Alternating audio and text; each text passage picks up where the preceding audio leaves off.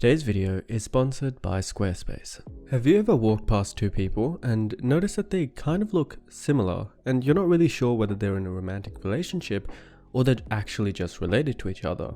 Or maybe you've come across the siblings or dating challenge online, which is now a really entertaining Instagram account with 1.2 million followers. A lot of us probably think that some of these couples look freakishly too similar and might wonder if there's some kind of real phenomenon that's working at play. There's even a widespread term in Chinese that applies to couples that look alike. In Chinese culture, physical resemblance amongst partners is deemed very lucky and signifies that the couples were born to be together and thus their relationship is less likely to break down. Studies have found the case for facial similarity between couples to be true in Venezuelan, East and West Asian and European race partners, whereas research by Hinz and Alvarez will help us make sense of why this is the case. People tend to choose their romantic partners based on similar interests, values, intelligence, social class, and physical attractiveness. A study by Alvarez and Jaff suggests that some of these couple pairings could be due to narcissism, whereby if you find yourself attractive, then it makes sense that you would choose someone that matches your level of attractiveness and thus a partner that looks like you.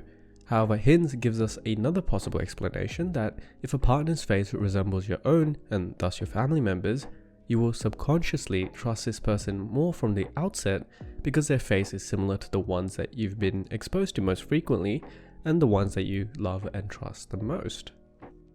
So when looking at long-term couples, what are some of the mechanisms that drive their similarities? Maybe they're similar from the outset of the relationship, or over time they become more similar to each other due to shared life experiences and repeated interactions. For the latter argument, Zayons and colleagues corroborates it with their seminal paper in 1987, Convergence in the Physical Appearance of Spouses. It was the first study to attempt to find evidence of facial convergence, meaning that over long periods of time, your facial features can actually grow similar to your spouse.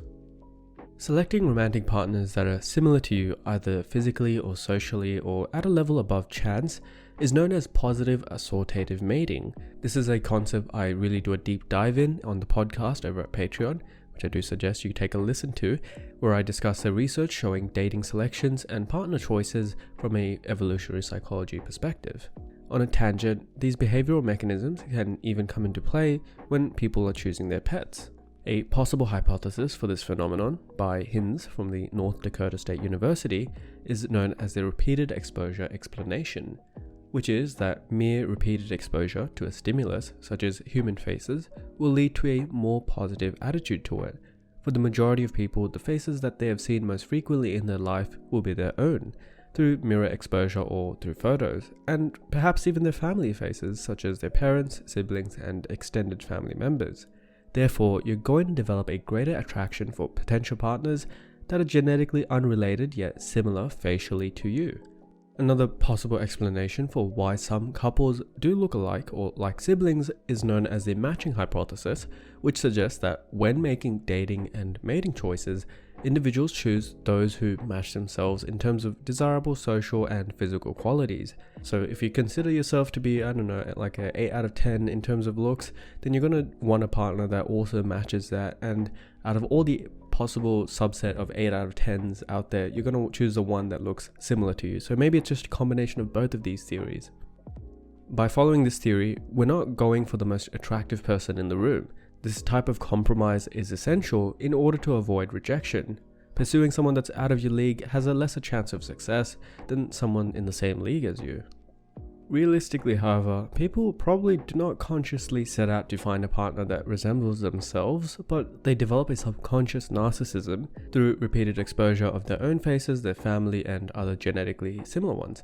Leonardo da Vinci wrote some really wise words of advice in his notebook for artists for when they choose beautiful faces to paint, that the artist must search for models with their faces deemed beautiful by the public rather than their own personal preference, as to their own wit might deceive them, and it will lead to them choosing a model with a face similar to theirs. But if it's not considered universally attractive, conventionally attractive, whatever word you want to put it, then your artwork, your sculpture, whatever you're making is just not going to sell, and that's really it.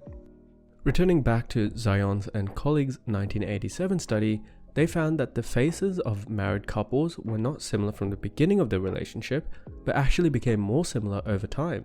In order to come to these results, they compared photographs of spouses from when they were newly married and 25 years later.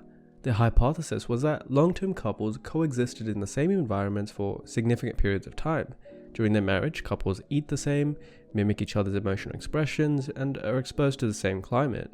Repeated emotional mimicry might account for this because humans are empathetic creatures, and it's not uncommon that when your loved one is in pain or in a state of joy, you feel their pain and joy yourself, and therefore you unconsciously or involuntarily produce similar facial expressions as they do.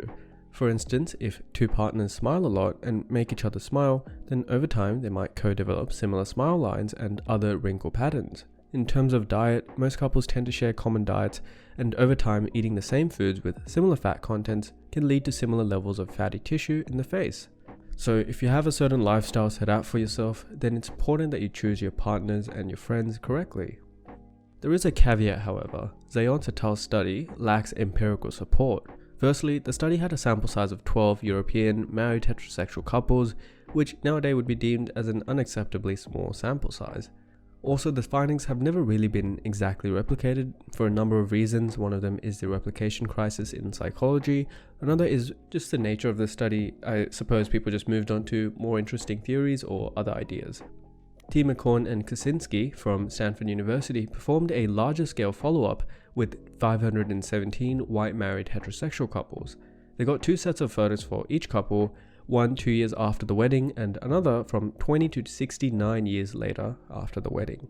To measure facial similarities, they used human judges and a facial recognition algorithm, and from these 517 couples, the researchers produced over 2,000 unique stimulus sets. Raters were then shown the target face, the face at the top of the screen, and 6 other opposite-sexed faces, which include the target spouse. The raters had to rank the 6 faces from 1 to 6, from 1 being the most to 6 being the least similar to the target's face. Each stimulus received around 10 separate rankings, and these results were averaged. If there was no correlation between being married and facial resemblance, then the couple's average rank should be 3.5. But the facial recognition software has a history of outperforming humans in recognizing facial similarity. They work by converting a picture of a face into a vector that can capture different facial features, and then they compare the vector set of different faces. And so while it's difficult to notice similarities by human eye, numbers, vectors, are much closer to each other, and so the distance from one vector to another, or the difference in their magnitude, is a lot easier to detect. The advantage of, again, the algorithm is that when you're using vectors, you can assess the face from different angles, different facial expressions, background lighting, because really what we're looking for are pixel similarities between neighboring pixels. The study found that spouses do have a tendency to have similar faces as rated by the human judges and the facial recognition software. The average ranking for the spouses by human judges were 2.75 and 2.89 by the computer algorithm, and if you remember, 3.5 is the benchmark for if there is no effect at all. So maybe opposites attract isn't actually all that true. What they did find that spouses' face did not converge over time.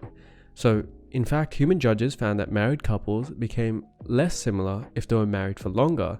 But this was not replicated by the facial recognition algorithm. What this suggests is that you choose like-minded, similar partners earlier on, and perhaps depending on some other confounding factor, such as how long you're married, they can either converge or diverge from looking similar to each other.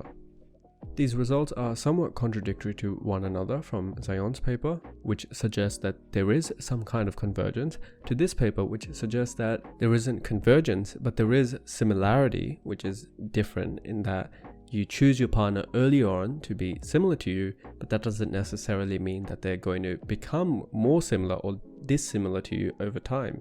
That effect hasn't exactly been explored. This bursts the previous finding that couples don't become more similar over time, and that might not be as exciting as you were thinking, but it can be viewed as good news for couples that are ending a long-term relationship. You might be going through a messy divorce and have a grown mutual hatred towards one another, but at least you haven't grown to look like each other even more than you might already do. If you've stayed till the end of this video, then I ask you to just stay another 30 seconds to hear about the sponsor of today's video, Squarespace. You may have heard about Squarespace from other channels, but they give you a powerful and beautiful online platform from which to create your own website. If you're a content creator like me, this is very beneficial as they can take care of the back end, which allows you to connect to your audience, generate revenue through members-only content, or leverage your audience insights and manage email campaigns, all on the one platform. Also, they have plenty of e-commerce capabilities through the use of Squarespace extensions, which allows you to bring in third-party tools to manage inventory, streamline bookkeeping, and market your products. Go to squarespace.com for a free trial, and when you're ready to launch, go to squarespace/KuStudio to save 10% on your first purchase of a website or a domain.